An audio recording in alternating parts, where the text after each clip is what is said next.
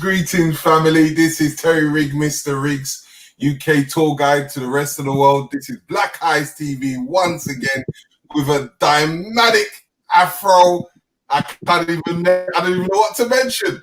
But you know what? This is about the link up, about connecting, crossing the bridges, building the bridges, doing what we need to do. As you know, this is the UK Jamaica link up. And as we have in the building, we have two big guns in the house. And before I go ahead, I'm going to bring in my co-host, Mr. Rich. Mr. Rich, are you there? As he's not talking at this precise moment. I'm going to pass it on to my brother, Dean Okai. Introduce yourself, tell him what you're about. Yes, sir. So I'm Dean Okai, the founder of AdPac, adpac.net. So we are a lobbying and advocacy organization. And what we do as part of that is create a leadership program working between our youth mentoring and rites of passage organizations. And then at the tail end of that is provide a legacy program called the Managed Leadership Program that runs from 18 to 24. So part of what we'll be talking about today is the international exchange, which you, Mr. Riggs, are part of the initiative, and how we are creating a pathway into industry from education for our young people. This is part of an AdPac initiative called Schools to Industry Pipeline. And we're raising funds around this right now so that we can coordinate all of the youth engagements, all of the grassroots youth engagement organizations, so that we circumvent exactly what's been happening with our young people in terms of them being able to slip through the cracks. What we want to do is be able to provide a wraparound care so that our young people can't fall.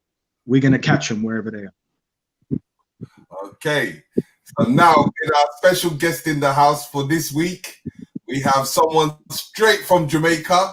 I would like him to introduce himself and give us a little bit of information about himself as I bring him in. Yes, my brother. Blessing, my brother. First of all, I'd like to say, in the presence of the Supreme Creator of heaven and earth, that created the first man and woman on our great continent, Mother Africa, Ethiopian African. Blessings to our children, both at home and abroad. I am Ras Hoshing Paulus. I'm an Ethiopian Orthodox Tewahedo Christian.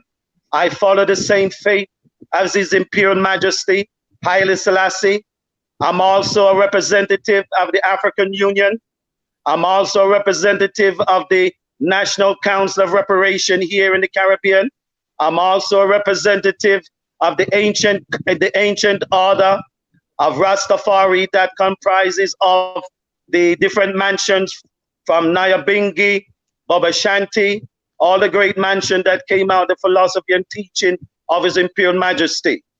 So this is Ras Oshing, my brother, and it is a wonderful moment for we that we're now joining hands, not just across the Caribbean, not just across the Atlantic Ocean, but the diaspora is now responding to the call of Mother Africa. Africa is calling.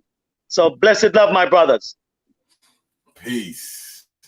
Now, as we are in the house today, I just want us to just give us a little insight in what's happening in Jamaica today.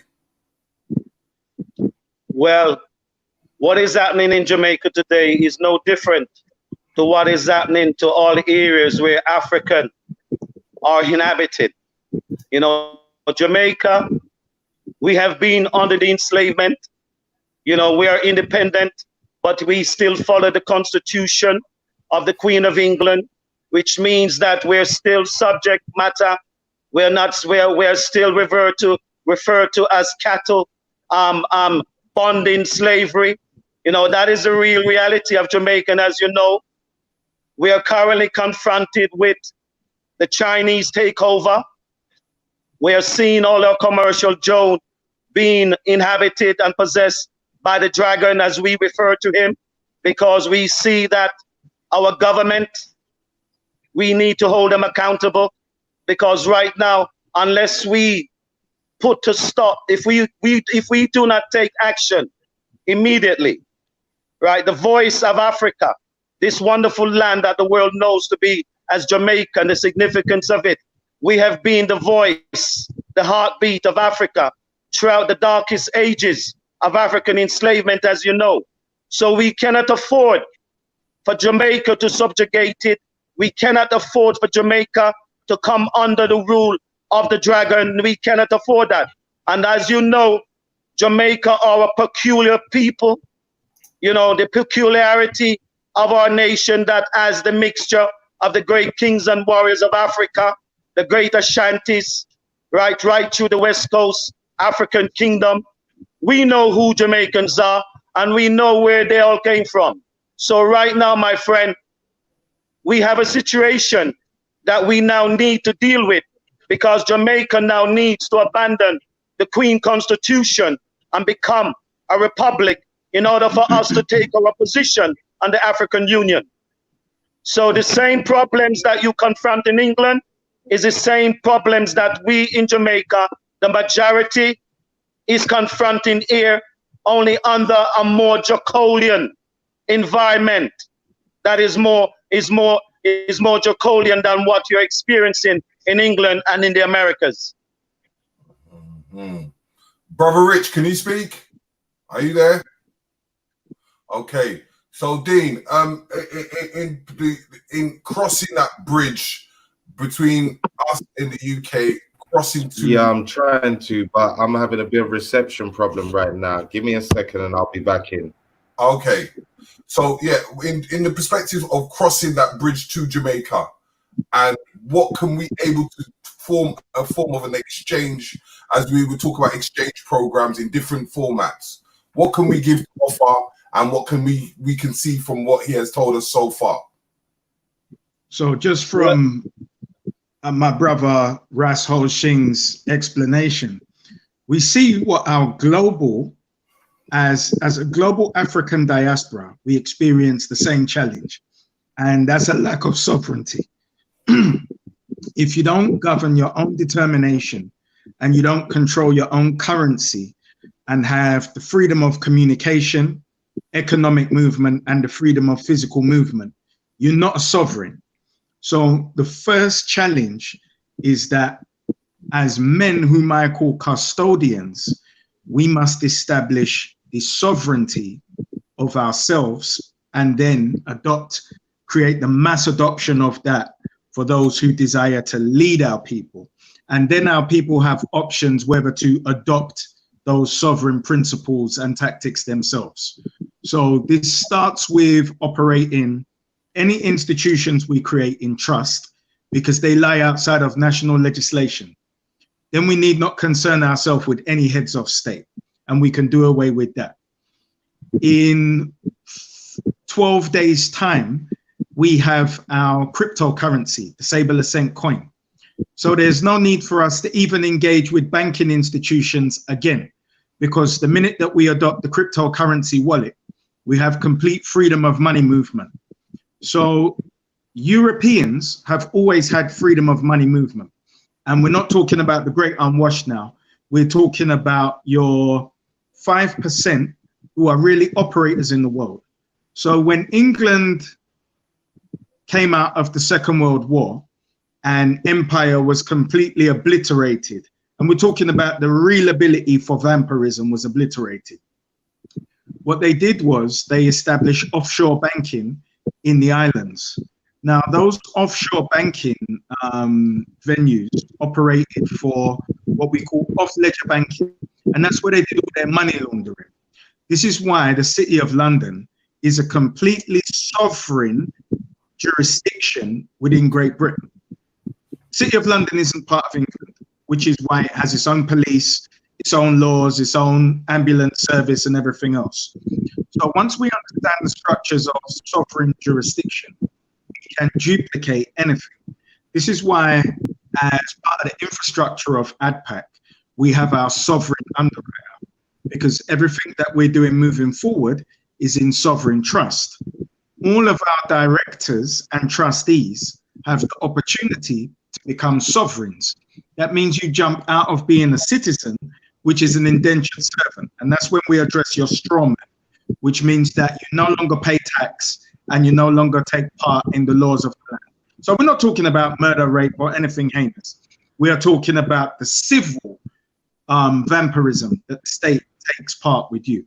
Now, ADPAC's role is to share these tactics and strategies and put them in place globally for us, who are a network of custodians, so that we can perform our custodian duties within what we do. Okay. So, Ras, in what Dean has said, what can you feel that you can build upon that from the directions of going into Jamaica before we even talk about Ethiopia? All right.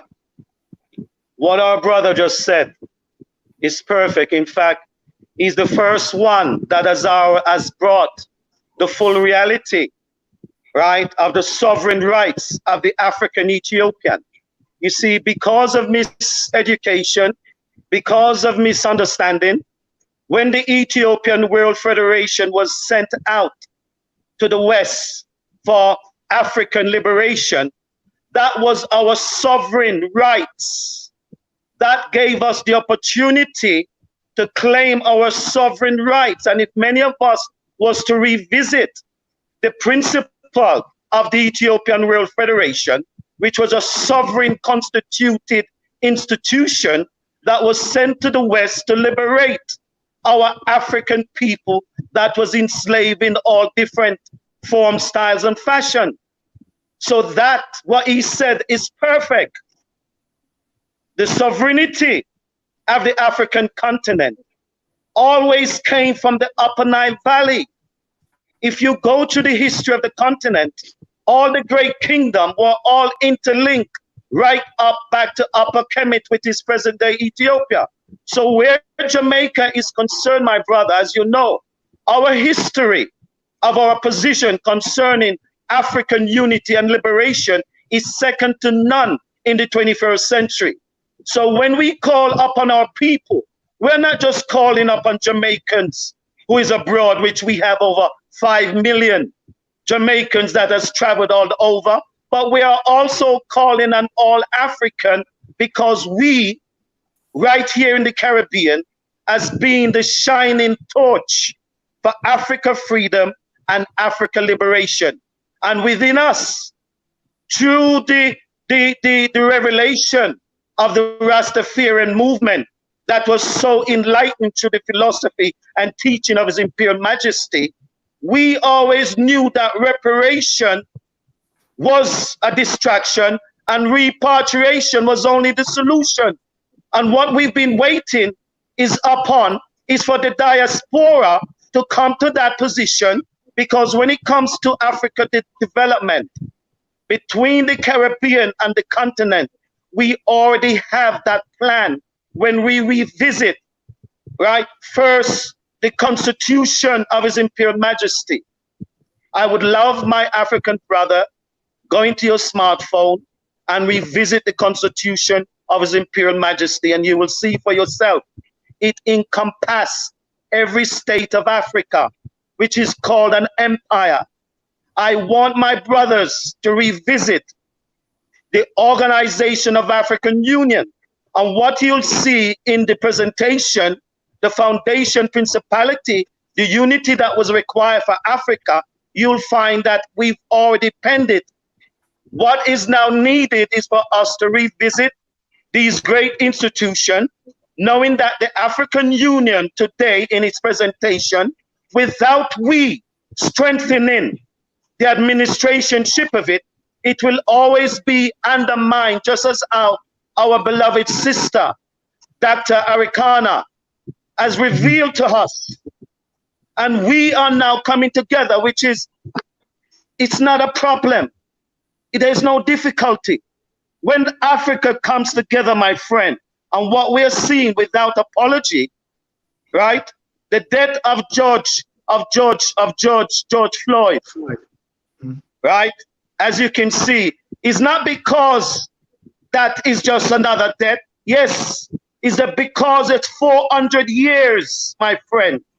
And what we saw on that situation with the world to see is that the black man life, the bread, God-living bread that was given to him, was taken away in front of the audience of the international world.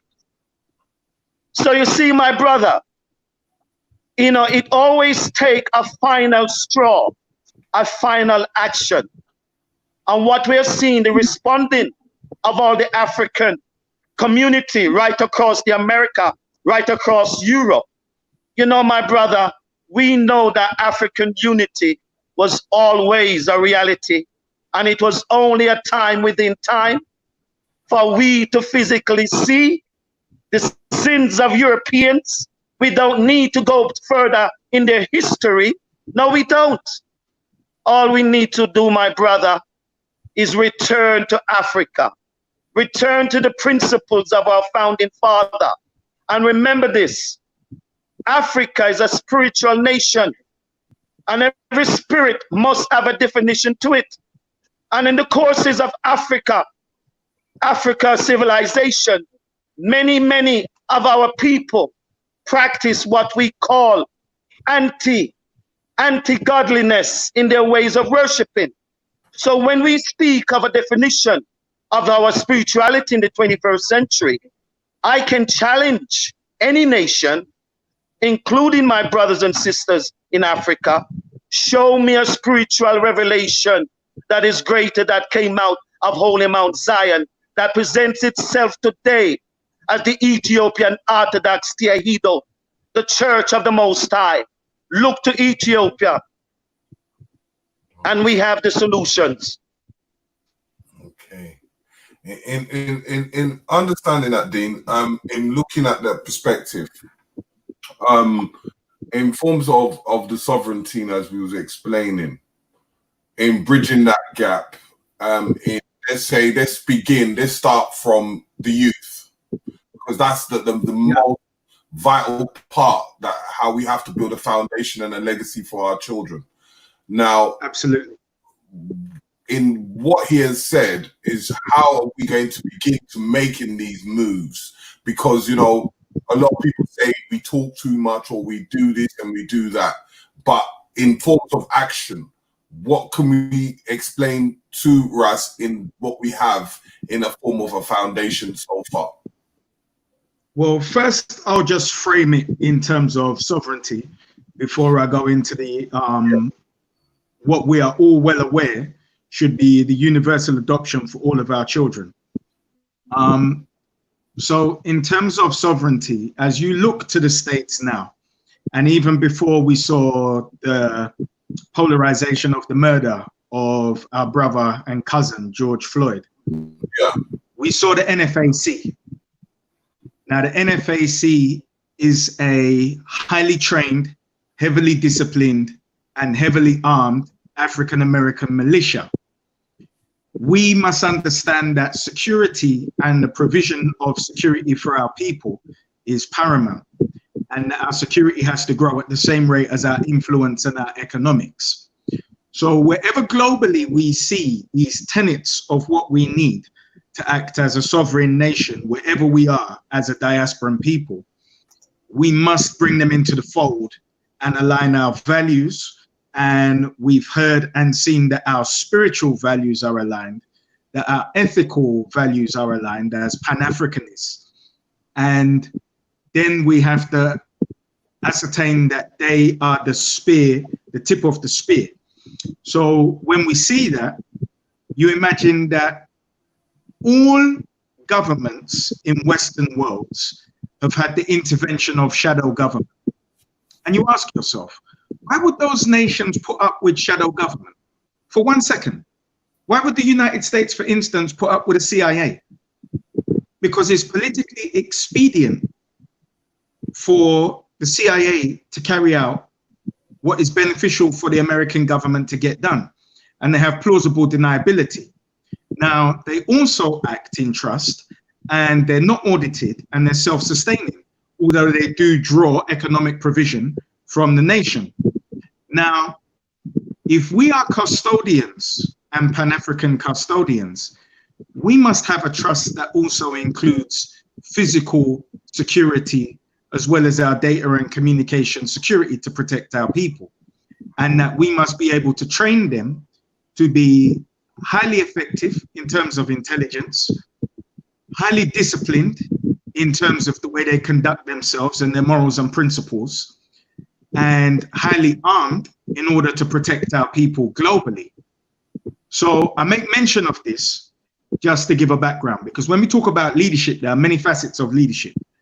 You have leadership within corporations, you have leadership in terms of organizations that are gonna be able to deal with philanthropy. You have leadership of institutions such as the medical, the educational, and what we desire to do is compartmentalize them. So within that framework, when we're talking about youth, rites of passage gives a standard definition of what an African youth is, and it delivers code, and it offers a high cultural self-esteem to our children, irrespective of what nation they're in, irrespective of what racism they experience. They're already embedded with a high cultural self-esteem. Now, when they graduate from that, like the Yiddishers do from their bar mitzvah, they're introduced to their community. This is where we introduce them to mentors. This is when we start to look at their career aspirations, and we create the pathways into industry. Now, at the tail end of that, for those who are really looking to become leaders, this is what the Manage program is for. And that's where we create the international exchange. In fact, the international exchange is happening all the way through. And that could be Ghana, that could be the Congo or Jamaica, because they're gathering the international experience, so they know how to conduct themselves globally. They know that as Africans, they can go and play Spot the European whenever they travel, and it gives them a greater mental context of who they are in the world. The Manage program specifically is to induct them into a society, which is a Garvey society, which has an alumni of 10 men or 10 women who will then go out and do our work in the world. Now, they might be in any form of government.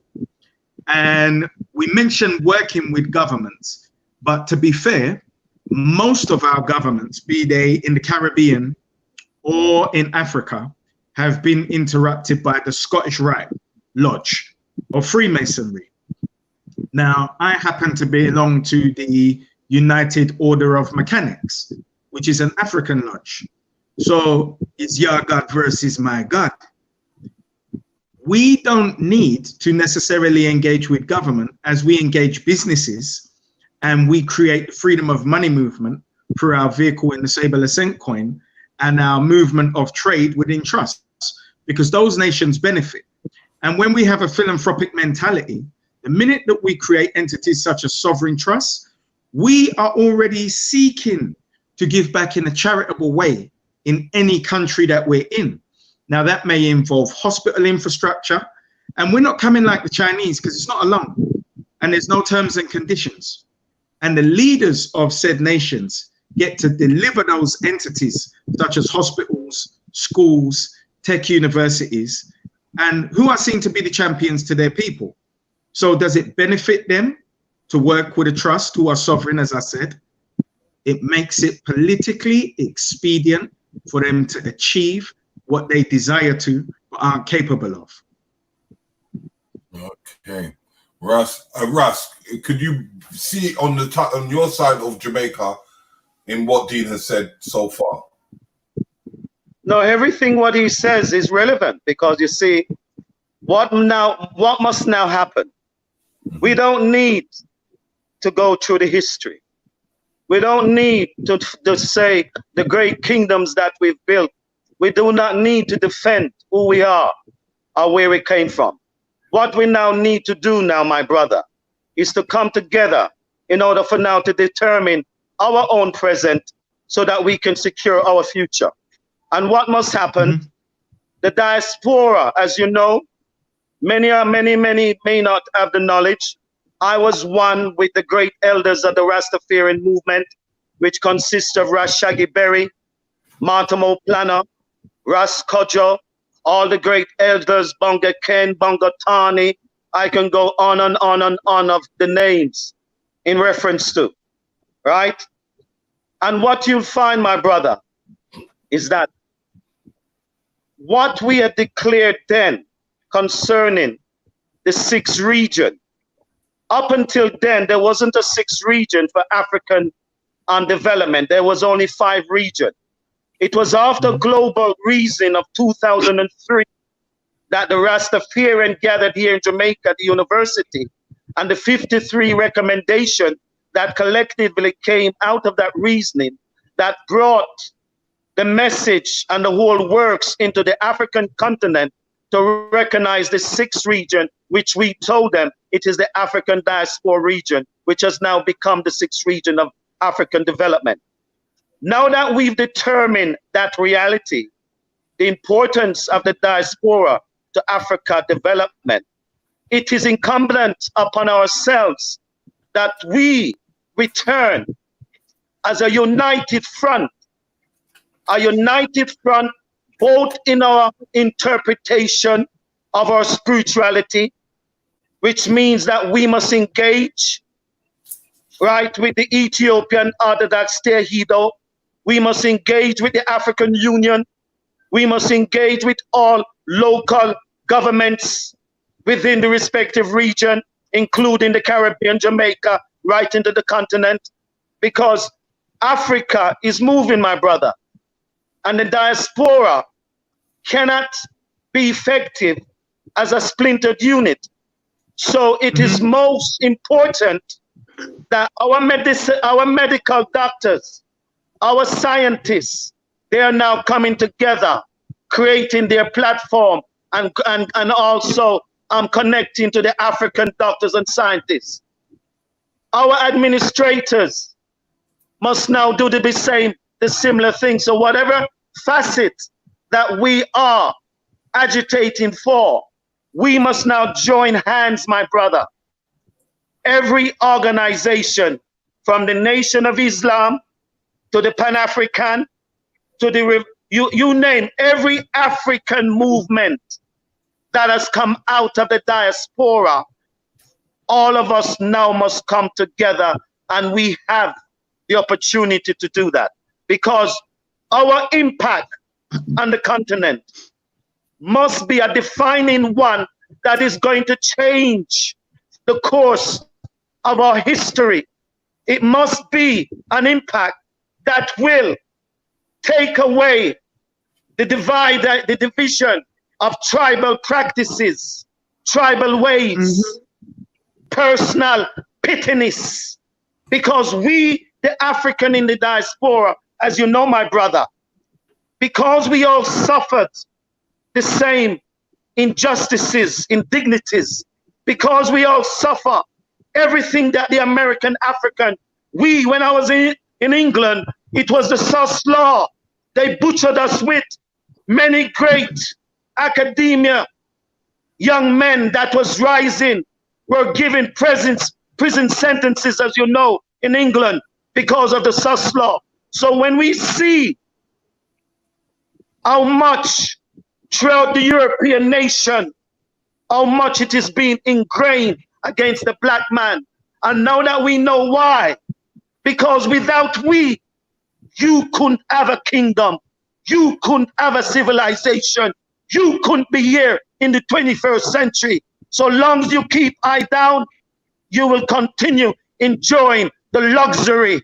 Not only do you suck the resources of Africa, you also drink the blood of the African children. And we now know you.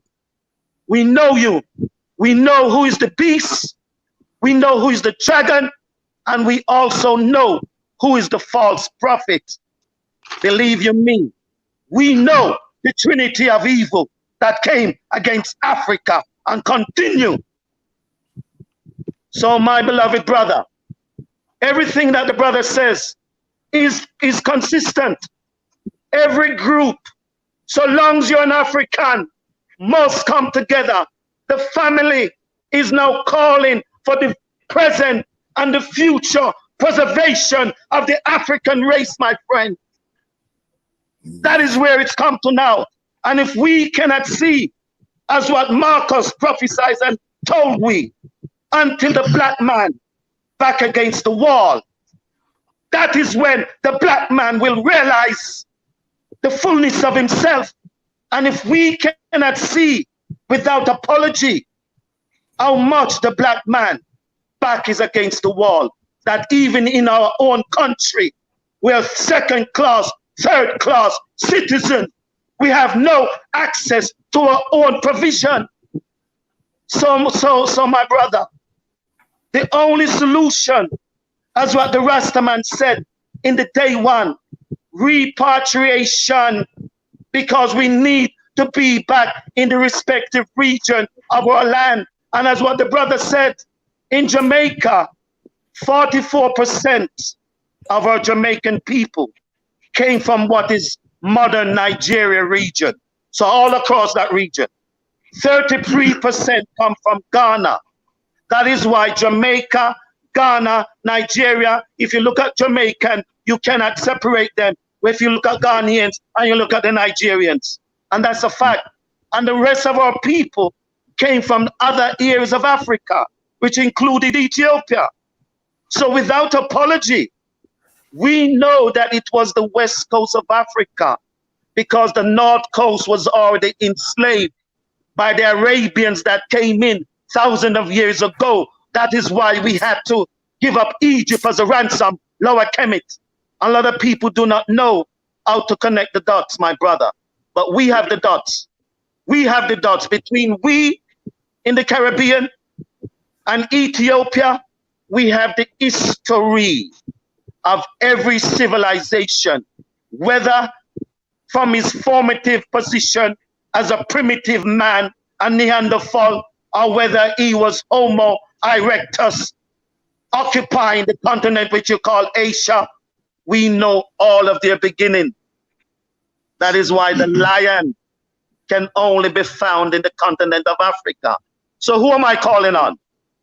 The lions, the young lions, the African lions. We know who are the lions. The lions can't change, just like a leopard cannot change its spot. Well, that was the one we're calling on, the lions. And lion only resides in Africa. Anywhere you see a lion, he has to be in some incarceration, he has to be in some zoo. But the lion roams only the continent of Africa. And the lions are ready, my brother. And believe you me, the lion slays the beast. and the lion slays the dragon. Our spirituality is a mystic to all nations, my brother. Our spirituality has no end, it has no depth, it has no heights to it. The African spirituality, when it is connected to the divine one that came down the Nile Valley, look at Ethiopia, never conquered, never under subjugated. From beginning of our empire, Upper Kemet, we've never been conquered by no nation, my brother. So you see, as what His Majesty said, the solution is in Africa. And when righteous Africans come together, that is the simplicity, the mystic of the African true spirituality of what we can accomplish, my friend. And everything what the brother is saying, that's what has to happen. We now need to have exchange. We now to bring our youths into the Caribbean so that they can see our children, how we school them, and the type of education that we're now presently administrating here in the Caribbean. Because as you know, a lot is happening. And Jamaica has been very consistent when it comes right now. The Center for Reparation Research that is headed by one of our great Professor Vernon Shepherd, and some great historian. The sole purpose of that institution is to go into all the historical avenues that exists regarding the enslavement of the African. Every family that can be traced, that continue to profit, like Mr. Cameron, your ex-Prime Minister of England, who was one of the big slave plantation owners. So every corruption, my friend, and every sin of the plantagenetic class who call themselves the European class, we shall expose all of you. We have the history. It's one thing about the British. They kept such wonderful logs. Yes, they did. So it's not hard for us to find it. And believe you me, my brothers, we have found every missing pieces of their evil, of what they did to our people. Okay. Brother Rich, all right. Brother Rich, are you there? Yeah, I'm still here. I had to move the whole setup. Reception's a bit of a problem today. I'm loving the talks. People, if you're feeling what's been said so far, smash that like button, please, yeah? Show some appreciation. Take in what the brothers are saying, because it's real talks. It's inspirational. But again, we're providing you with real plan, real-time action of what to do and how to do it, and the mind state that you need to do it. So, you know, at this point, I don't have no questions. Just hit that like button. I want to continue the conversation. I don't want to break down the bill too much. I just want to continue on the pathway of how we can link up from the UK to the Caribbean in this case and make that situation more concrete. Okay. So Ras, we was talking the other day about the highlight of the youth in Jamaica. I just want you to break it down to the people to explain how the youth are progressing on a rapid stage within Jamaica itself. Well, as we said, because Jamaica is predominantly African, and because of our position and our history and what we've done concerning liberation and to emancipate ourselves from mental slavery, Jamaica has been very, very, very diligent throughout our schooling. And in the recent 10 years, we have seen a transformation that our youths are now writing African history. Our youths are no longer saying, I'm not an African. You know, our youth, and that is the most wonderful signs that when we look right across the borders, it's the young African man, male and female. They're the ones who's coming out, right? They're the ones they're seeing. And Jamaica is no different, because our faculty in our institution, as you know, you've heard that Jamaica translated the Holy Bible in Patois, right? These things, Patois is now accepted as our first language because it has so many adjectives that can be found in the original African from the west coast of Africa. So they start to realize that the great African mind again created another language between us that derived from our ancient tongue, but that also we also brought in some mixture from the so-called enslaver. But yet they still couldn't understand because it was we who created it for ourselves so that we could have one common language across the Africans that was brought into enslavement. So patois has become, you know, one time it was used to say you talk pat if you talk patois, but now all the professors, all our children, so English is now seen as a second language, no longer the Queen of England first language. Patois has now come in. So that alone has shown you the changes that is currently happening. And with, of course, the reparation movement that has now happened throughout the Caribbean, because a lot of people down out there may not be aware that every state within the Caribbean region that was under the enslavement and the atrocity of the enslavers, European, they've all got their own account, their own historical document, what the Spanish did, what the Portuguese did, what the French did, what the British certainly did. So you see, each region has the full history, all right? Not only the history, but also the descendants of all those atrocities. We now have the full history of them, both in our respective regions. And what we're now doing is coming together collectively because we all suffer the same sin. You've also heard that we now have a Caribbean Court of Justice, which consists of all the CARICOM region. And obviously, when you deal with the CARICOM region, whether you're an African or a red man, you know, the European came most viciously and took their land and took our land.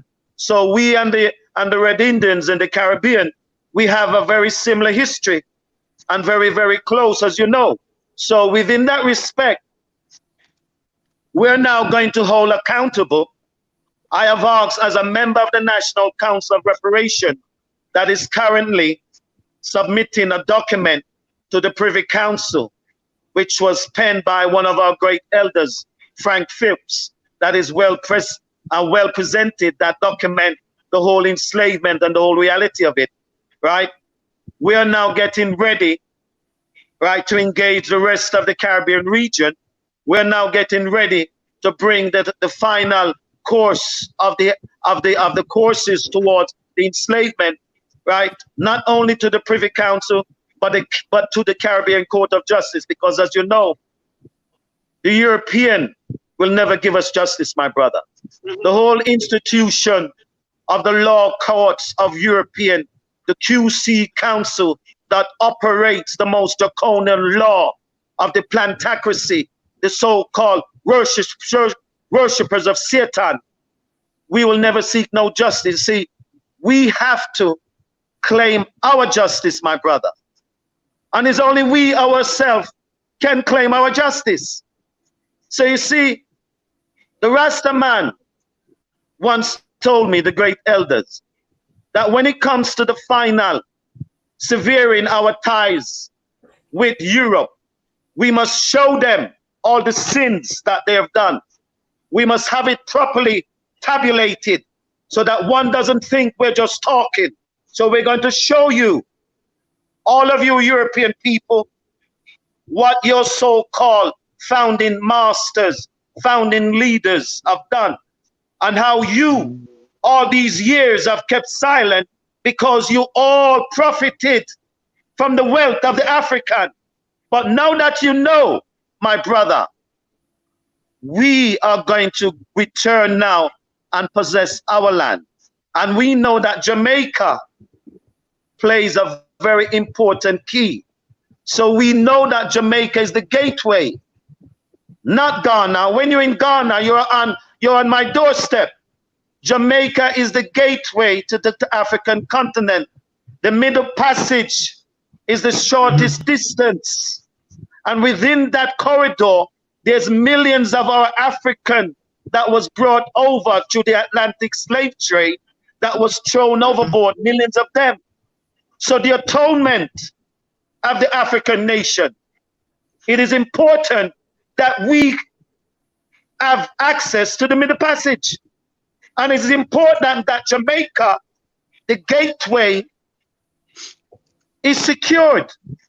So we are expecting Jamaica to have a referendum and to declare a republic, right? And declare their position on the African Union, because that's the only course of action that is left for the black man, both at home and abroad. We now have to go and repossess control of our land, our institutions, our scientific, medical, our spiritual definition.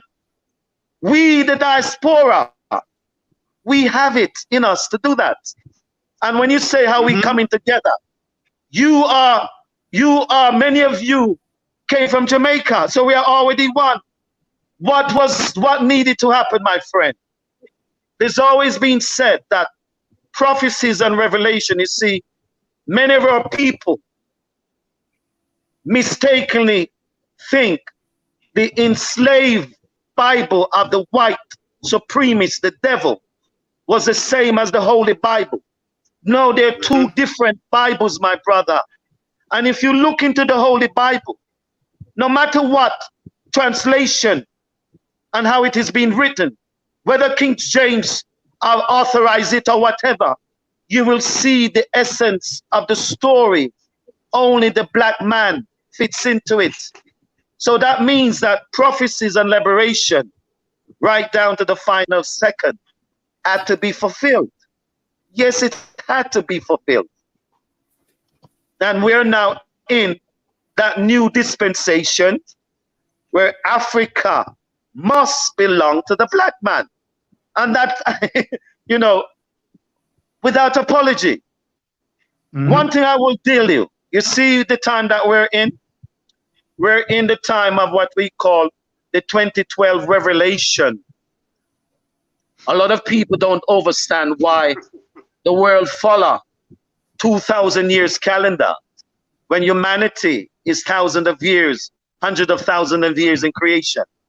The reason why, as an Ethiopian, that is the revelation of Jesus Christus. And it was at the age of 12 that the Christ revealed to all nations, both the Roman and the Grecian, both the Arabians and the East and the Eastern that were all gathered in Jerusalem. It was the age of 12 that our Christ revealed. So when we speak of 2012, of the Ethiopian calendar, what we know is that the sins of man is now come to an end. Earth rightful rulers are now going to rule this land once again. So all who doesn't understand the 2012 revelation, look to Ethiopia. I don't need to teach you. It's all there for you to see. And I can say this, we're in the 2012 calendar.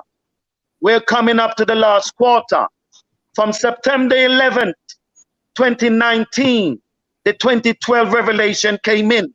And if you was to check that period of time, the acceleration and the amount of things that has been exposed.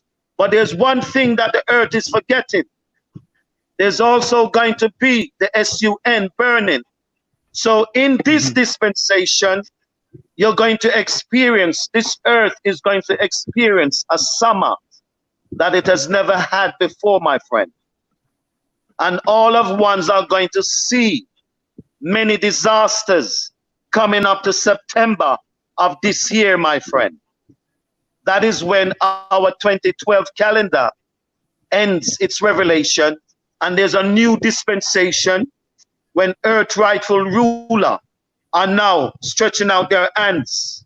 Just as how you see that every leader in Africa, including the corrupt one, they are now going to be held accountable, my brother.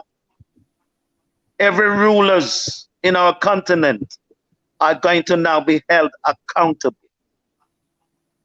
And we are going to abandon the constitution of the European, because there's no other courses of action that we can take. We first have got to abandon and get rid of the draconian rule of the European Constitution in order for Africa to come together. So that is number one priority. Abandon the constitution of our enslaver. And Jamaica must take a position. That's what we know, my friend. Okay. That's been very powerful and giving us that info. Dean, on the reflection of it, what can you say to that? Well, I'm very warm to hear about the Center for Reparations and that all of the respective CARICOM partners are communicating. What we're doing here is in the back end of ADPAC is applying the digital tools like the CRM tools to connect everybody so that we can share information in one central digital space that we control that can't be infiltrated. And when everything is digitized, that they have all of the materials, and then any one of those custodians can share information, compare information. You can then move as a cabal that bring a joint civil litigation against them. Now, when you do that in trust, and you said the most beautiful thing, that you've prepared the Caribbean Court of Justice, that within its own sovereign jurisdiction is what we've been missing. We are going to European courts to challenge them within their own interests, which makes no sense. You must have a repertory courts of justice, which is an African repertory courts of justice. So you must. Let's take recent history. If you looked at what the Jews did after Britain used their military terrorist tactics to make Palestine Israel, and then went assigned them the land, even though their first prime minister cancelled a few contracts in the King David Hotel to expedite the process. Irrespective of this, they set up their own courts, and within those repertory courts, what they would do is kidnap those criminals to bring them to justice. Now, the world saw this as just. Now, if you have your own repertory courts of justice, your own military and intelligence personnel are perfectly within their rights to go and apprehend criminals who have murdered, plundered, and stolen from you. This is just international law as it stands at present. So if you look at anybody, any African leader, there's no African leader that took a flight to The Hague because he had a warrant and said, let me come in and check myself in at the desk. And that makes no sense. It's a repertory courts of justice set up by men of a similar ilk with a particular will. And we are capable of doing exactly the same. So once we establish those sovereign jurisdictions and grant ourselves the license for our repertory courts of justice, well, then we have the private security who go and apprehend the criminals. Now, when you apprehend the criminals, it's up to you to extrapolate the wealth from those who have stolen it from you. This is where the reparations comes into play. Exactly. We are responsible for our portion of reparations, which is the psychological and spiritual reparations. Now, one of the things that ADPAC is doing, and we had a meeting last Friday with the British Board of Black Psychologists, is to introduce African-centered psychology, which always recognizes the spirit. So for any European psychologists, this is Jung versus Freud. Jung recognized the consciousness of the spirit, and Freud merely recognized the intellect of the mind. It's like when a man tell him, no, you know intellectually. When I say I know for practice. No. So we are working with them and are building a relationship now. And the framework of that will be to deliver out our mental and spiritual reparations. And along in line with the distance learning tools that we're creating with AdPack, we're going to be creating video portals where you can see all of this and it sinks in. I taught myself web and graphic design 15 years ago from YouTube. Distance learning tools, distance healing tools, and then you have the psychologists on the ground who can also learn to be facilitators from those distance learning tools. But what we start to do is create a structured framework in which to give our people the spiritual and psychological medicine that we've been missing. And as it's been recognized by African psychologists, it's merely an operating system. So if you imagine that most of us are operating from a virus, it's about replacing that virus, applying the antivirus, and being able to get a clean CPU so that we operate at an optimum level. We're done. My brother, you are well studied.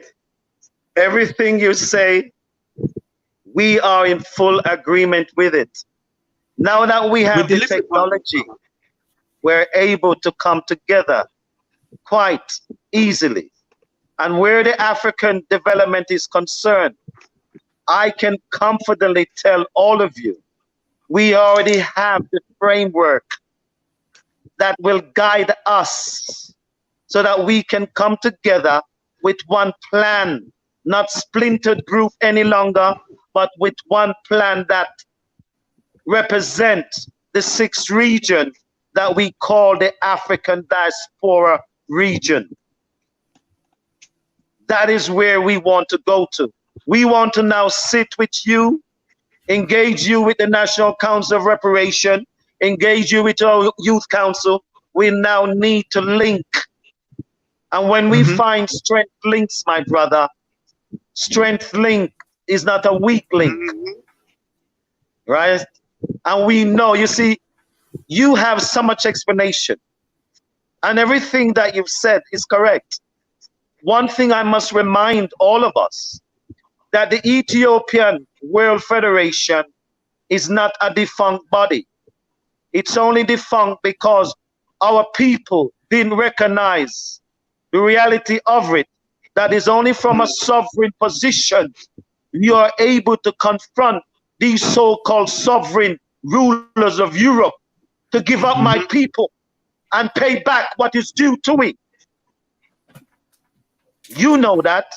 I know that. Well, you see, when we look at everything concerning Africa development, the OAU, the African Union, the Organization of African Unity, that has become the African Union, we have the fundamental principles, the fundamental rights of what Africa development, unity, how it should be. So all we have to do is to re-examine. Let us see where we are in the 21st century. What of the objective have we accomplished? You see, a lot of people keep on thinking that Bob Marley wrote the lyrics for war. No. That was a speech of His Imperial Majesty. Yeah.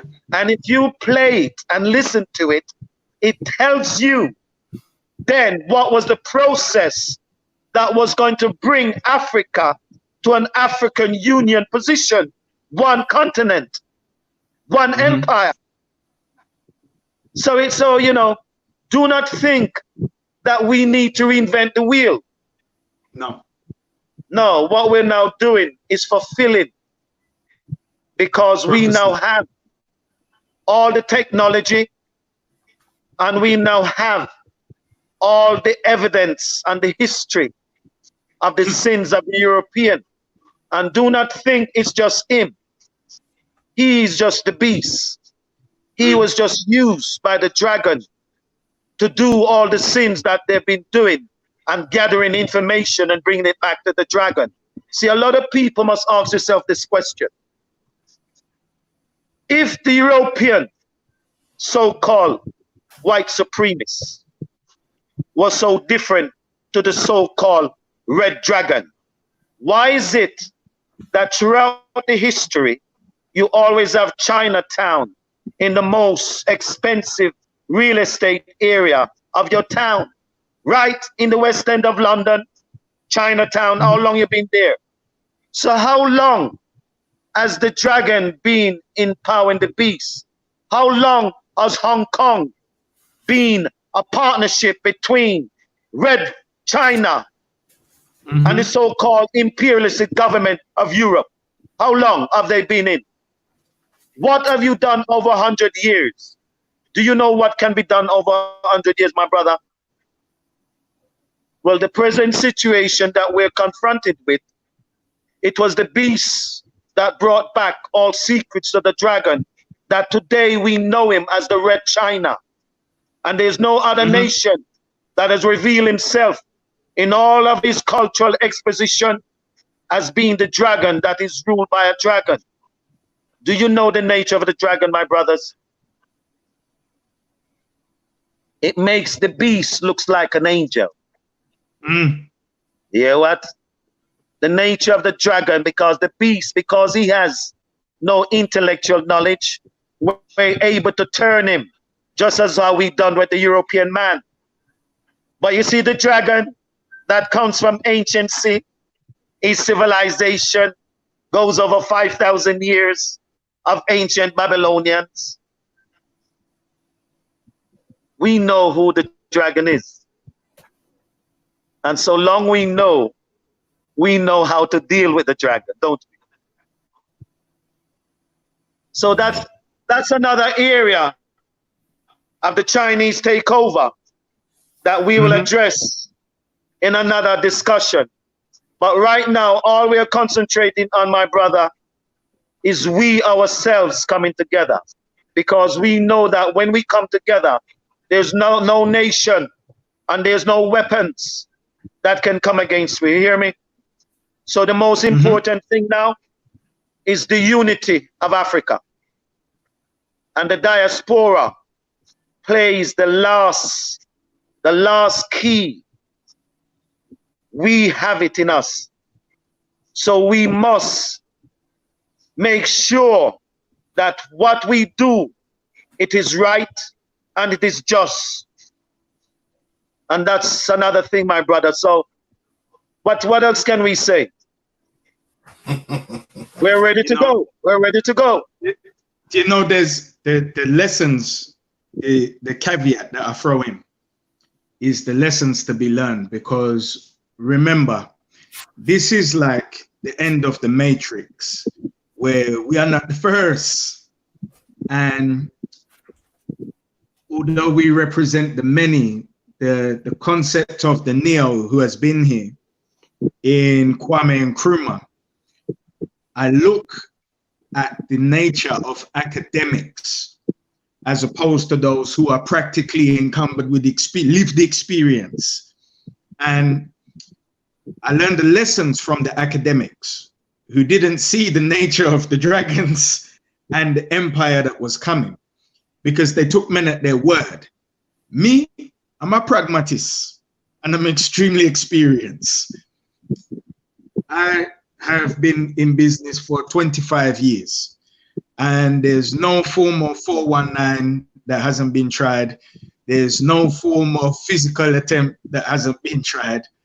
And based on this, I am my brothers of what I call risk assessment. So where we live today is that we are aware at the many tactics they use to infiltrate us. Number one, their word means nothing. So we have countermeasure, countermeasure, and countermeasure again. What we must establish, will establish, is an intelligence service that is highly covert because it protects our interests. And that goes into every area that their intelligence services go and will supersede that. Another myth that we have and we keep professing is that we all have to come together. If they had recognized at that time that all they needed was a critical mass of states to start, look at the fallacy of this Okai. If these nations had got together and back to cryptocurrency, I said, let go there, just leave the whole thing. Nothing has to peg on anything. We could back a cryptocurrency, and based on the resources in the ground and the geological studies of those crypto resources, we will put them into a management trust that acts as a sovereign wealth trust on behalf of the 8 nations here. We don't have to dig up our ass. We don't dig up one diamond, not one piece of gold. We don't cut one piece of timber. We don't mine one piece of tin. And just based on the geological studies, we will create the liquidity from their worth and release it through our cryptocurrency. European relationship done. And you don't need 54 states of Africa for that. Because by the demonstration of even 6, you have now effectively demonstrated sovereignty with a cryptocurrency based on their own blockchain, which they can build in their own nations, that cannot be purchased and dumped on the open market to manipulate the value of the money. Now, because I did mention that our leaders have been interrupted by the Scottish Rite as a Freemasonic lodge and not African Masonry, that them a deal with. We are merely looking at, just like the left and the right of the Democrats and Republicans and Labour and Conservative of the same body. When you look at these leaders, they are merely the fingertips of these hands, and they are useless to us as a people. So the entities that you talk about us establishing and bringing through the 6th region, let's just look at this. If we call out what the African diaspora looks like, 54 million in North America, 130 million in South America, 13 million in Europe, 1.3 billion in Africa, 2.5 million in Asia, 243,000 in Australia, and 11.6 million in the Caribbean. Imagine that the African diaspora region establishes an African diaspora development bank, where every single one of those civilians understands they can safely deposit their funds for their repatriation to Africa, to invest in Africa, where they know they're going to be able to purchase land once through a particular pathway and facility. Very quickly, that fiat currency wealth vastly outweighs what anybody from Russia, China is going to offer to those nations on terms. And he who pays the piper calls the tune. So even just based on the philanthropy of offering each of those member states their institutional buildings, hospitals, schools, universities, day centers, the mobile hospitals in trucks to go into the rural areas, the manufacturing plants. It is an irresistible proposition. And that is for that reason that I said our security must grow at the same rate as our influence and our economics. And our intelligence. Everything you've said so far is so consistent, right? Security is a must. As you know, Ethiopia, right, relied on our security, right? Not just spirituality, but the physical as well, because your spirituality is what gives you the strength in order for you to secure your people. So the whole intelligence, what you said earlier regarding some of the militia groups which I'm now seeing in America, which we're now in contact with and all over, you know, we do one thing we recognize in that within the American, remember it was the American blacks that were used in all the wars. They fought all the wars of the white man. In fact, we fought all the wars for them. But in concentrating on America, we have brothers and sisters that has been involved in every ministry of war in America. So, you know, when we speak of security and what we call modern technology in warfare, understanding the use of them, you know, we do have many of our American brothers that have experienced the front line of all their battlefields. So what you've said about our security is a must, because, you know, when you're looking now concerning and what you said, the African continent is able to have its own currency. We are able to create it, and it will be the most powerful currency on this planet, because no other nation, no other country has the wealth as we possess naturally in our resources, right? And as what you said, these things can be done. So it just shows you that there's no problem. There was a thing that used to say that we need money, we need dollars, and we need the Chinese yuan. No, we don't need none of that. No, we don't. Don't need none of that. What we need to do, as what is now happening, let us all, because you see, there is different groups of our people. There is those who wants to return home, and they know that it is a must. And there are those who are still wondering what is happening and what is going on. You understand? And there are those who still have this dream that they can live harmoniously, right, in their respective region, right? You know, we have nothing against them. No, we don't. But it's one thing I know, my friend, that my broadcast that I'm broadcasting with is to the brothers like myself, right? The brothers like Brother Riggs, right? And our other co-hosts, and all our brothers and sisters in America, Sister Ya, right? And others, right? Sister Shanice, right? Queen Empress Zadatu in England, who's been going on the continent, right? Bringing medicinal programs throughout every region.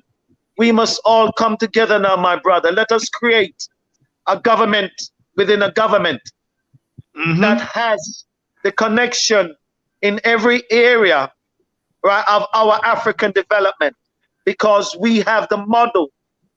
History is important, because through history, it can tell us of our successes and our failures.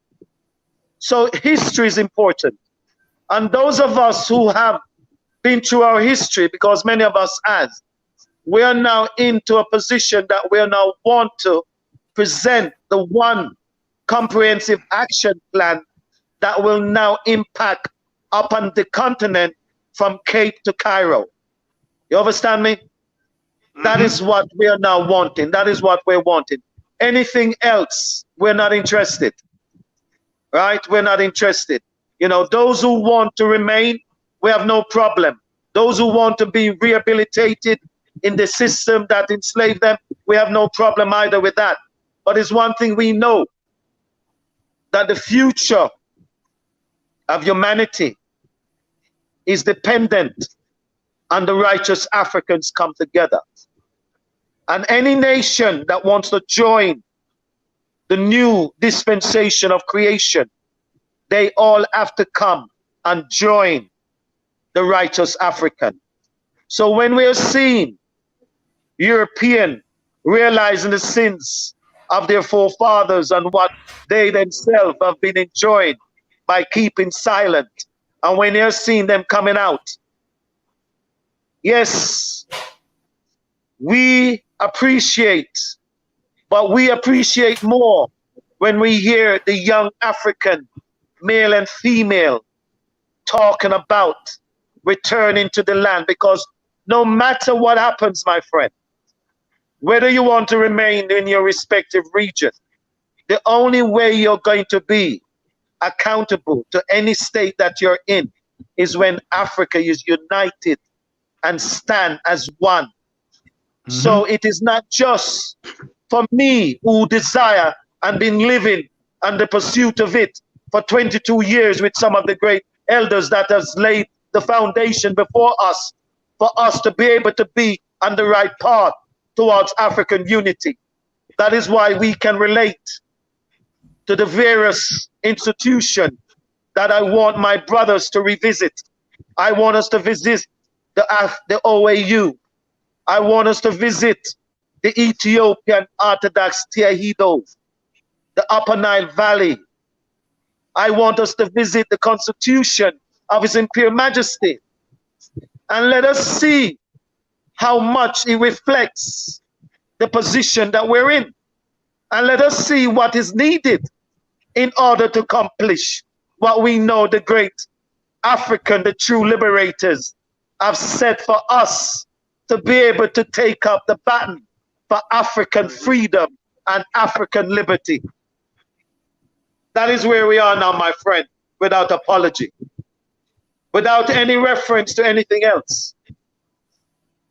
Our unity is the saving grace of all humanity, and that is without apology. We know that. They know that. And that's where we are, my brother. So you see, what else can stop us? Tell me, what else can stop us? Nothing. There you go, my brothers. And we're not saying this in a Dracolian manner. No, we are not. You see, when will our black people realize that they're the sons and daughters of the true living God? God the Father, God the Son, God the Holy Spirit. The Trinity is one, one in three, three in one, the same one. Whether he's the creator of the universe, or whether he come in the flesh of man, or whether he's in the spirit that is sent in our mother's womb. It's the same divinity that we refer to, my brother. 100%. What can stop you? What can stop us? Tell me. There is nothing. There's nothing, my friend. If there's any questions in the chat room, if you want to ask any questions, please ask so, as we have about 15 minutes left. So, you know, give us some, ask some questions. Let's have a dialogue and let's see where we're going with this and able to build this bridge once again to make it a notorious, fantastic, beautiful bridge that we've been doing all for the past 1 hour and a bit. So, any questions? There is one question. To Rath, can you see it? Let me put on. Let me see. Read it out for me. It says, "Ask him for homeschooling growing in Jamaica. Do they have African-centered non-public schools?" Well, we have. Yes, we do. And as we said, we're not just changing it in small institution. Our curriculum is now being changed from a national position. And within the last 4 years, we have seen, right, a rising of the consciousness of our youths. Right, we're now seeing, and you know, the fruits, the bearing of the fruits of it. So it's not just, remember, Jamaica, a lot of people must remember that we are 95% Africans. So therefore, just as we heard that the history of Marcus Messiah Garvey, right, the great liberators, and one of the confusing history that we need to correct the narrative is the Maroon story, because when we speak about a Maroon, my brother, without apology, one does not change a name to a European one. One does not give up his position as a chief or a king and become a colonel unless he was a militia.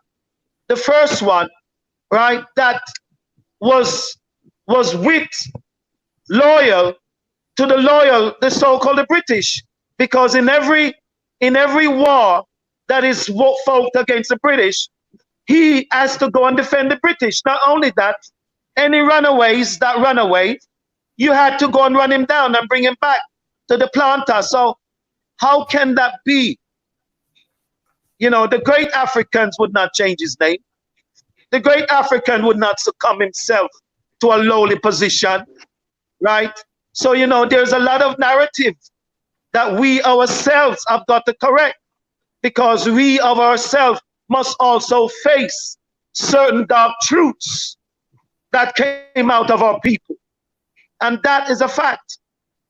But as we know, we have the history, you know, and if you go back into it, the great ones that fought against the Europeans, many of them, those that wasn't slaughtered and killed, they went back to Africa. They went back on the journey. One of the places that they went to was Sierra Leone. That is why you have Freetown, right? And if you go back to the history of it, you will see who was the great African fighters. When you look at Haiti, when you look at Bookman, when you look at Taki. So when you look at certain historical record, you will find that that is part of the folklore of the pirates of the Caribbean, the way they wrote it in, because no African wrote the history of the Caribbean. It was the enslaver, the pirates, that wrote it, isn't it? Yes, so there's certain things, my brother. You know, when you call someone, remember, it is said that the word maroon comes from Spanish. That means a wild man. How can a wild man defeat the British? And why would a man take on that name unless he betrayed?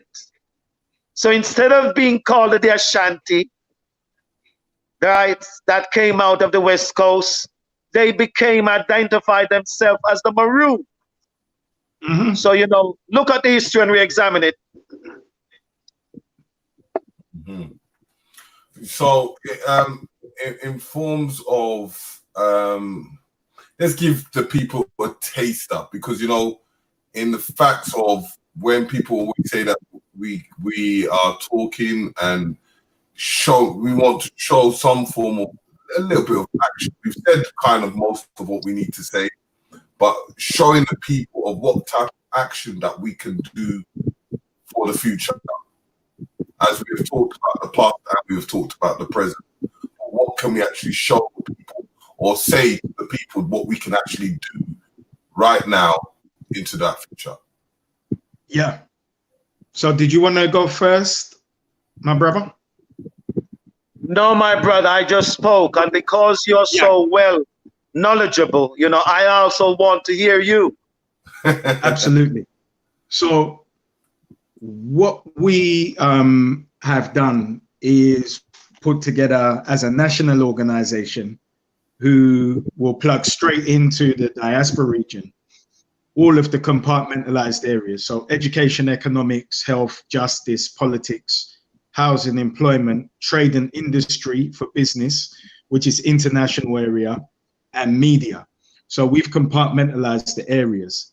If anybody has an interest to join the organization, they can go to the website adpac.net and sign up an expression of interest.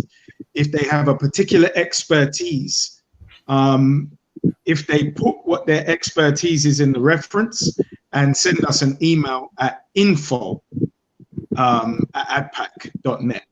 Now, security is also one of those areas. And whenever we speak about this, sometimes people speak in a quite immature way, as if this is some kind of random act for hot-headed people. It's not. And security is one of our most serious aspects, like our spirituality is our strongest aspect that we never, or should I say, we rarely acknowledge. So they can contact us directly through the website. Now, me and Rasso Singh are delivery partners. It just hasn't happened yet. Just like there are many of us as Pan-Africanists But you see, the minute we have the contact, we start to share information and we start to align our programs. And this is very much a spiritual quickening that is bringing us together. And it is that spiritual shift that the planet has gone through that is attracting us to each other in an exponential way. So people would be surprised to know just how small the planet is and how many of us have actually connected hands. And I know there's 5 or 6 people of high caliber. I will know that you will know that we'll have in common. And so seamlessly when we come together, all it is a case of bringing those national expertise together. So anybody watching who has a desire to get involved, go to the website, and the minute that they connect with ADPAC, they've already connected with the diaspora region.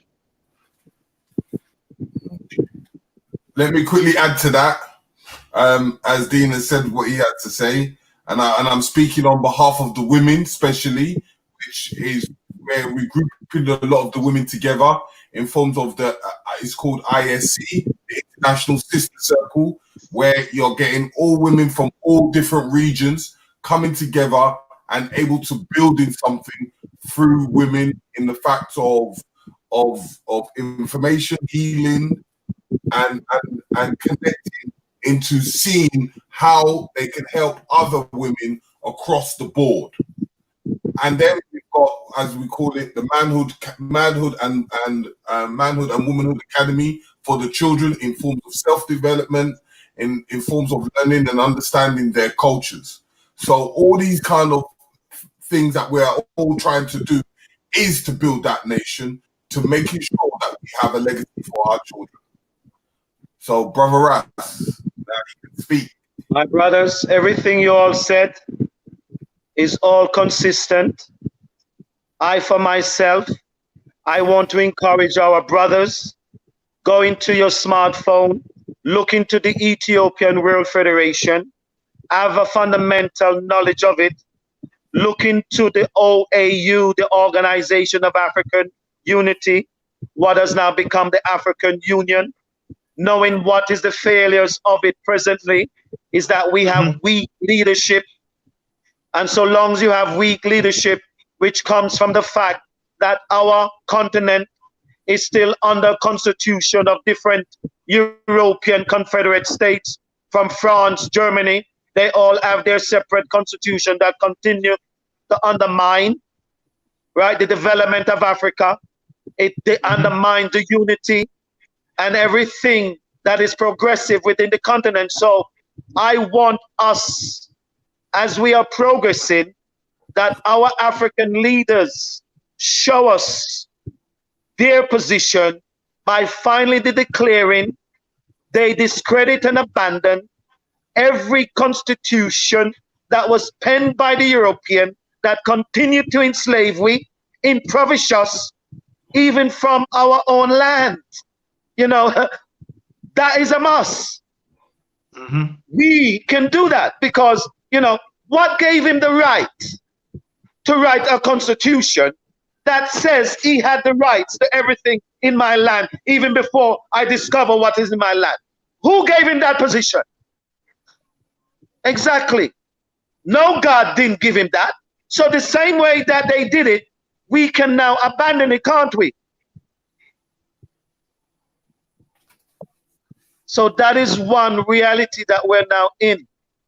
And when we speak of the African Union, the women that are now involved, we're seeing Sister Ya. I had a wonderful broadcast with her, and we see what she's doing in the Americas. We're seeing Dr. Arikana, our wonderful ambassador on the African continent, and we're seeing all the African women are coming together. We, the African men, the true African lions. What else are we supposed to do, my friend? What other courses there are for the African? I am one that I am not into seeking no apology for the sins that you have done. I am one that is not seeking reparation because you cannot pay me from what you owe me. on what you continue to take from me. I am one that only see one solution: the returning of the African to his land. And that just as what you said, we don't need no dollar. We don't need no yen or no pound either, because we are able to declare a national currency. And we can do that. All our infrastructure and work that is needed to be done, we don't need no dollar to start the courses of it. And we know that within the diaspora, which equates to over 250 million in the diaspora, we know that just 1% of their contribution, right? We know that not paying France 500 billion each year, we know what we can be done. Do you know what we can do with 500 billion, my brother? Talking about turning the hub that will eventually turn the big wheel of Africa development, the great one that Marcus told us, that we Africans will create a greater civilization never seen before throughout period time of man, because we have the technology and we've been through all the atrocities, my brother. There's no nation that has been through what we've been through. So we do not seek either sympathy or charity, because we are still here, aren't we? We're still here. And the old people always used to sing a song, "We shall overcome someday." Well, that day is no longer someday, my brother. That day is today. Let us all stretch forth our hands from today. If we wasn't doing it before, let the real Africans stand up and be counted. The true liberators, both our security and our spirituality. That is where we are today, my brother. Action. Brother Rich. 110%. Brother Rich, are you there? That's all. I'm just taking in, feeling the vibes and understanding the game plan that's being kicked. And again, please understand, the first resource of Africa is the people. It's you, yourself. Yeah, you're the number one resource. So the first actionable change has to come with self. You understand? That's what these brothers are saying, in amongst other practical, real-time ways to 100%. affect this action of repatriation.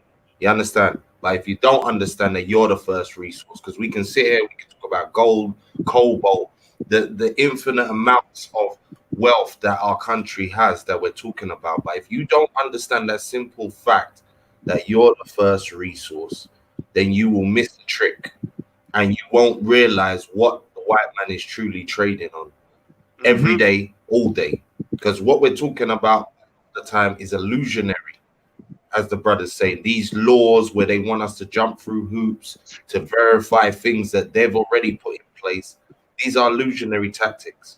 And it's all to restrain and withhold your true potential as the number one product from Africa. So always understand that. Always love what these brothers are doing. And go back, because since African Liberations Day, it's been Black Ice's mantra to push this repatriation message. And again, I've been proud that we've had a series of shows that have practically showed you how to do it. You understand how to do it. Step 1, step 2, step 3. And as my brother said, this isn't a joke thing. Things like security, things like peace of mind when doing these moves are a high state of priority when it comes to this, because we don't take moving house home lightly. It's not a big thing. You understand? It was already traumatic enough to be brought to these places. So when you're talking about repatriation, don't think that comes with an easy move. There has to be certain mindset changes. There has to be certain institutional changes. There has to be organizational changes. Yeah, so that's what we've tried to show. You know, I've enjoyed listening. My reception's been up and down today, so I haven't had a chance to speak so much.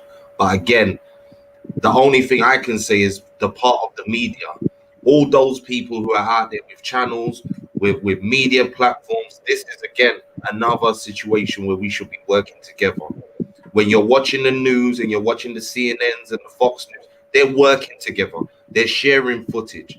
They're creating a narrative for you to buy into. So when we're talking about our own media situation and reflecting the game plan that we're talking about, we should be in one voice. We should be highlighting these brothers at one time. It shouldn't be bitsy bitsy. It should be one continuous stream so the message continuously gets out there. You understand? So again, big up to everybody coming in. If you haven't hit the like button, hit it again. Yeah. If you haven't subscribed, subscribe.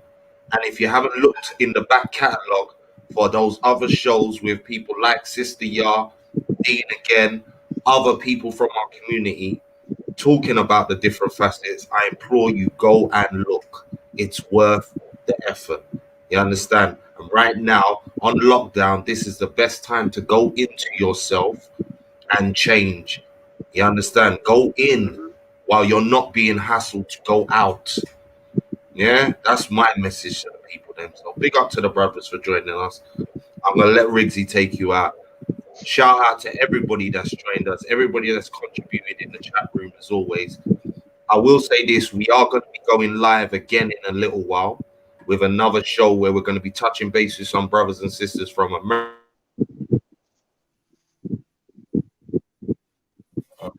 It looks like his thing's gone.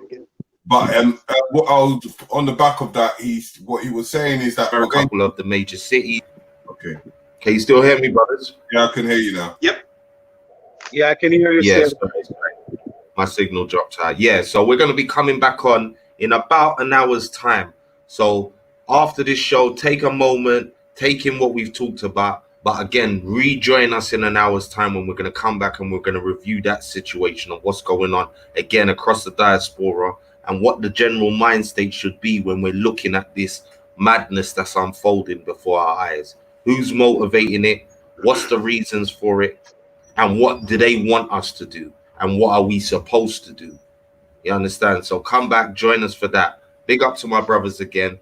This is another UK, USA, Caribbean, African link-up show. Yeah, big up to everybody. Go through, Riggsy. Okay. As you heard from our brother there, and it's all about linking up and joining forces to becoming that one whole. As they always say, if we're all essence of the whole creator, all the essences coming together makes the creator.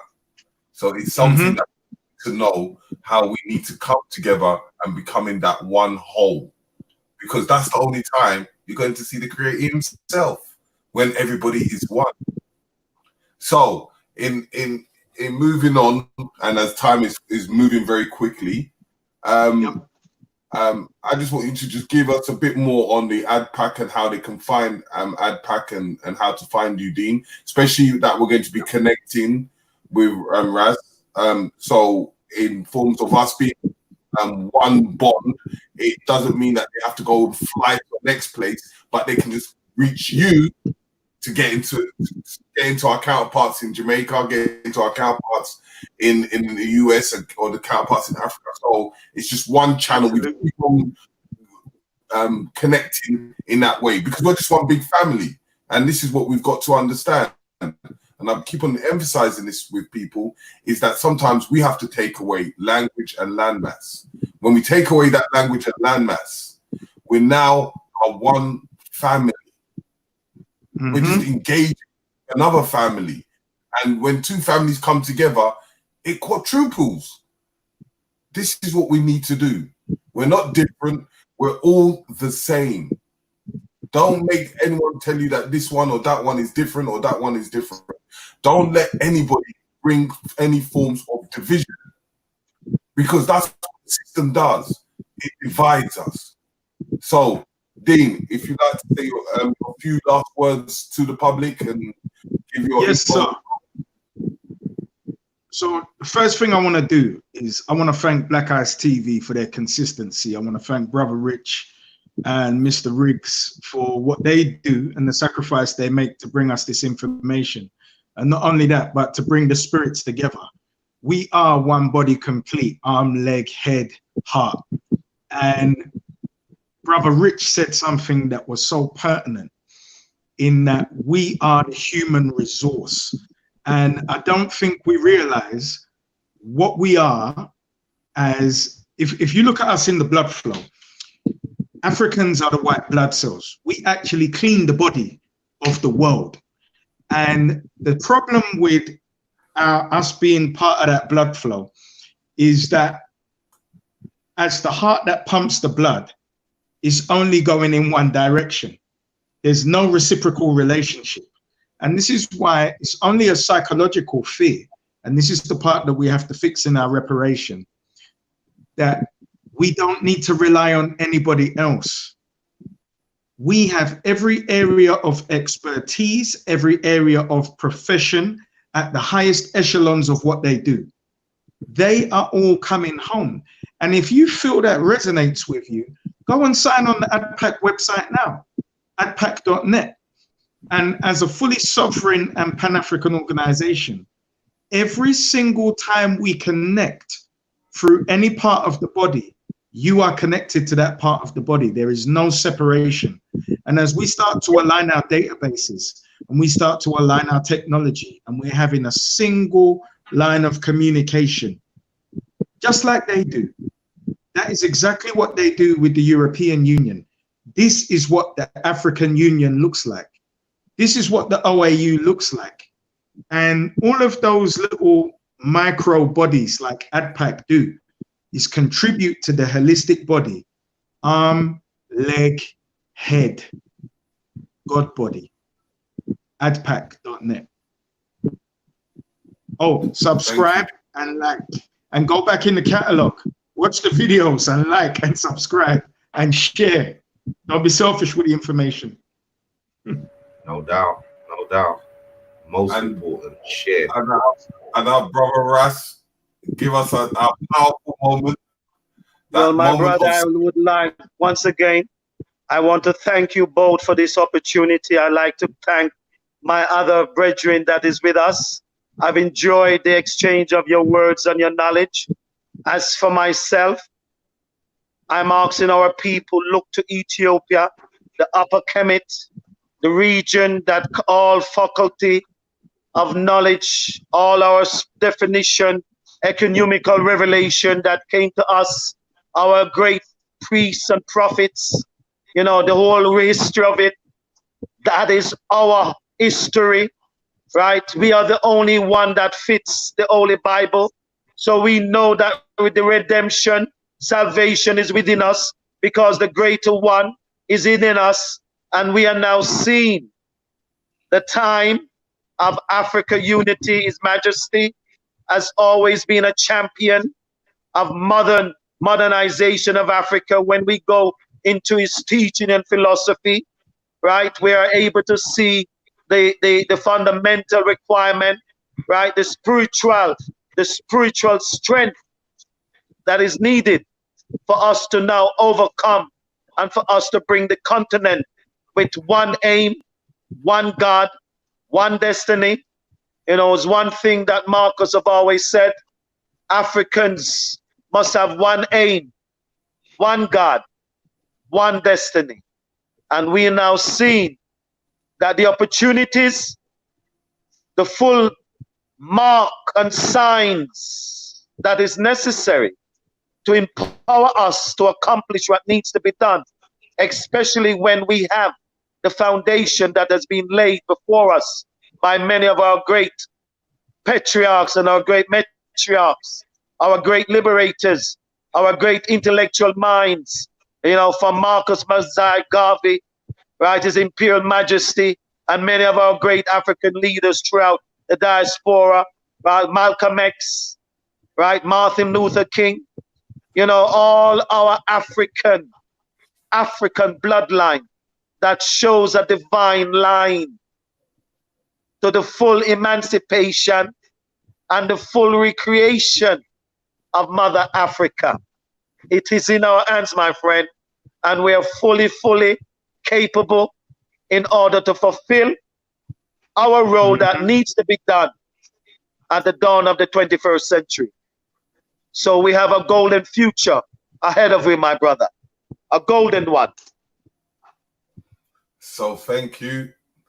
All brothers, stay behind the back doors, because there's certain things we can't say in the forefront, but make sure you hit that website, AdPack. It helps you hit Rassi's website as well. We'll all be in the description box. Make sure you share, like, and subscribe. If there's any last words, Richie, before we go and come back again. No, everything nice. Again, big up to everybody who joined us and is supporting and continues to support Black Eyes TV7. Support the channel if you want to donate. The link is there. Understand the moves that Mr. Riggs is doing through New Beginning needs supporting as well. So the link is also there in the chat. So please support the moves that me and Mr. Riggs are doing, because this does take effort, it does take time, and it does take money. Yeah, so big up to everybody again for coming in. Hit that like, share, and subscribe. You know the routine. And come back in an hour where we're going to have the live conversation. Spend black, be black, live black, love black, and always be black. Peace.